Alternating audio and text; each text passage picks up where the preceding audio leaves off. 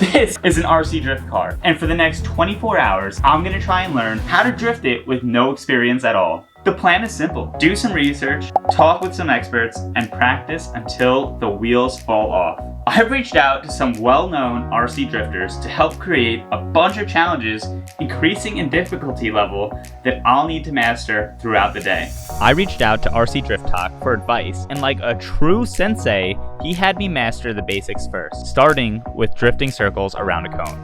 Seriously, that's way too easy for me. Or not. I quickly realized my first challenge wasn't just about making circles around the cone, it was about learning the car, learning the steering inputs, and most importantly, throttle control.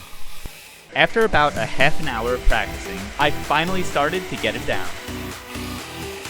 It was time to move on to challenge number 2.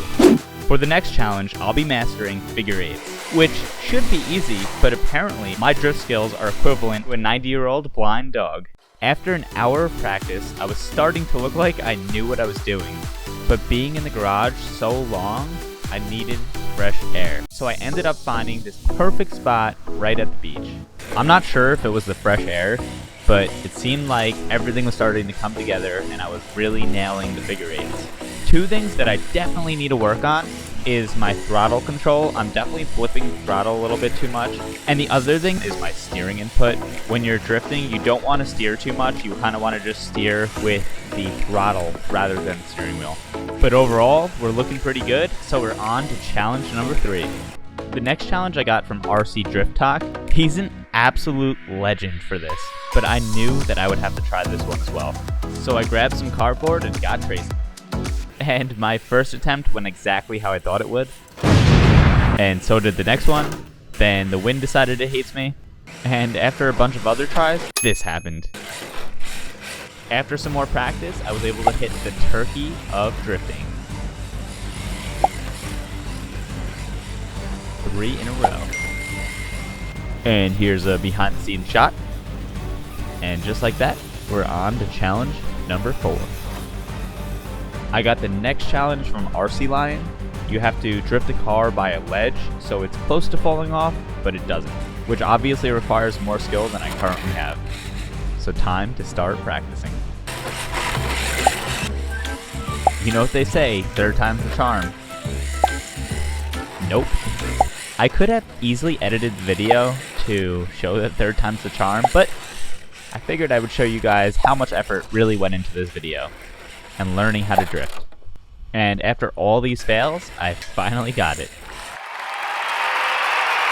Challenge number 5 is from RC Drift Talk again. It's pretty self-explanatory. He calls it the drift park. The issue that I had with this challenge was that I got so used to drifting around something that I just wanted to keep going around the cars rather than park it.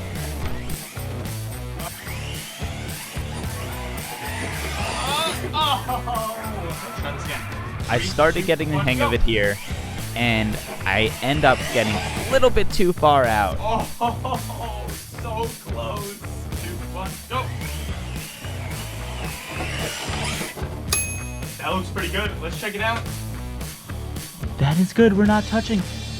Let's go! We did it!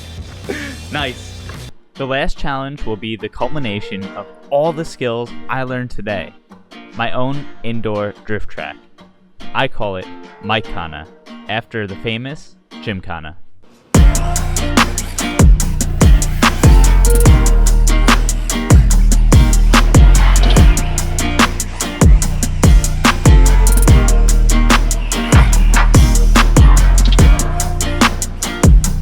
It's amazing to think I couldn't drift around a cone earlier, but it just goes to show if you practice and put your mind to it, anything is possible. Thanks for watching, and if you enjoyed this video, please consider liking and subscribing. See you guys in the next one.